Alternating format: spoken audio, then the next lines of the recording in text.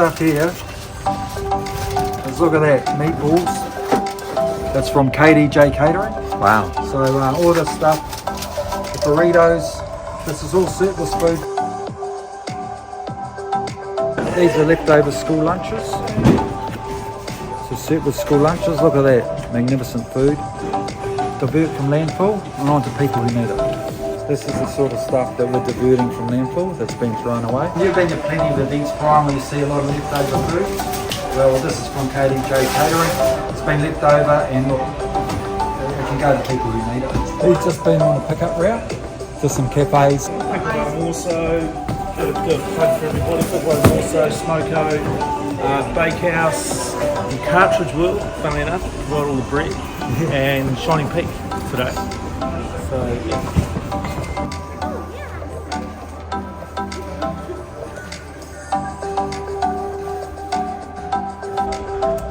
So this is some of the stuff that's come in today. So that we brought down from the depot. So in terms of how we do things here, obviously there's no judgment. It's an open-hearted event. We just go and do our thing and serve the community as best we can. Food safety and hygiene, gloves please, gloves, everybody, gloves, you need gloves, you need gloves. Cleaning afterwards, when we pack up, we just need to help each other clean. Nothing more to that really.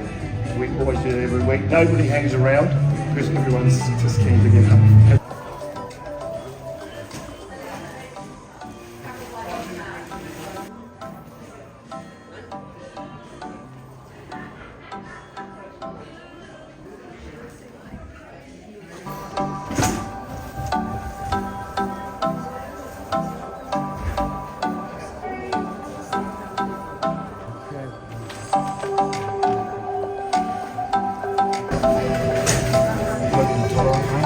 So we make up a little bag for it.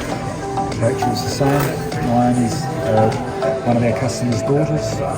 So It's nice. we've been called a social solution to an environmental issue. So there's 3 pillars on the house: reducing waste, feeding people who need it, and building community through connection and participation. So we've got over 80 active volunteers.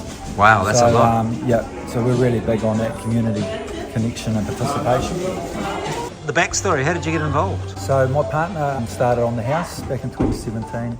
She was inspired by a group called the Wellington Free Store, and they go up and down. Well, we better get the name. We better get the name. Wellington Free Store. The name of the lovely person you're referencing. Rebecca. Yes. Rebecca Bell. Yeah. Oh, no, that's awesome. And Catherine Blaney. Yeah.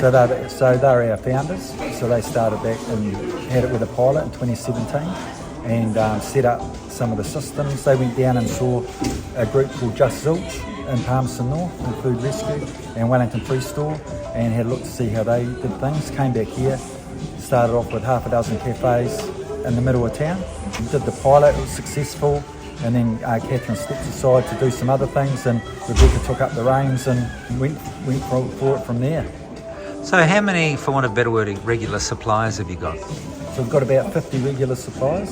Wow. So including cafes, restaurants, supermarkets, food producers. And some of them you've referenced are very committed to zero waste in regard to food because, as you know, methane at landfills and the issue of where it goes, it's something the council's really worked on, eliminating food waste and scraps, isn't it?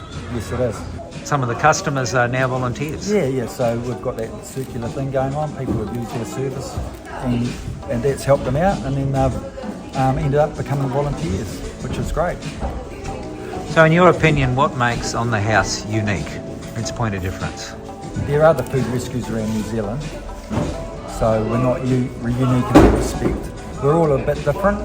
There's some groups that collect surplus food and provide it direct to community groups to support what they do. And then there are some that are free stores, and then there are some that collect surplus food and make meals out of it. So we're a hybrid. Yeah. So we have our public pop-up free stores running twice a week, and we also supplying community groups with surplus food to support what they do. But what is it about being involved with this that resonates with your values? What spins your wheels? I like the community connection, I think society has become very divided, very black and white, and we need organisations to bring people together and collaborate and work together and get them out of their houses, and that's everyone from business people, business owners, suppliers, donors, volunteers, customers, you know, and food's one of those things that can do that, brings everyone together. So how many customers do you reckon you have now each week? Last year, in 2022, we diverted 75 tonnes of food from landfill, and that went into 8,500 households. Wow. So this year we're averaging over 100, probably 110, 120 households per free-store. And we're this is averaging- weekly? We're regularly getting, so yeah, that's 200. That's 220 households a week, averaging over a tonne.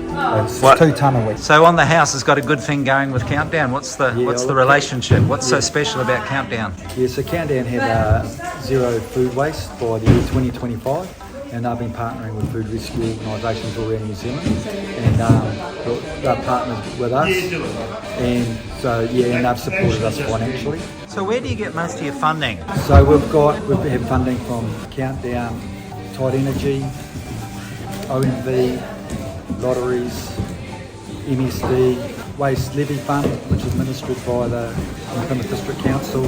I don't want to miss anyone out. That's impressive.